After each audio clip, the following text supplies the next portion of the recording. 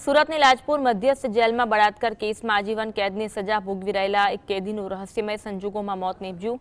મૃતક કેદીનું નામ સદ્દામ હુસૈન ઉર્ફે ઇરફાન અબ્દુલ અજીઝ છે। સદ્દામ હુસૈનની 2021માં નવસારીમાં બળાત્કારના ગુનામાં ધરપકડ કરવામાં આવી હતી અને 2023માં કોર્ટે તેને અંતિમ શ્વાસ સુધીની સજા ફટકારી હતી।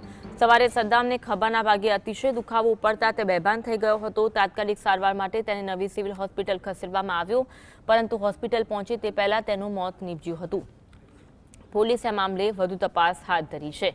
લાજપુર મધ્યસ્થ જેલમાં એક કેદીનું મોત થયું છે। બળાત્કારના કેસમાં કેદી સજા ભોગવી રહેલો હતો। આજીવન કેદની સજા આપવામાં આવી હતી અને કેદીનું સારવાર લઈ જતા દરમિયાન જ મોત થયું હતું। તેને ખભામાં અતિશય દુખાવો ઉપડ્યો હતો અને તેને સારવાર માટે લઈ જવામાં આવતા રસ્તામાં તેનું મોત નીપજ્યું હતું।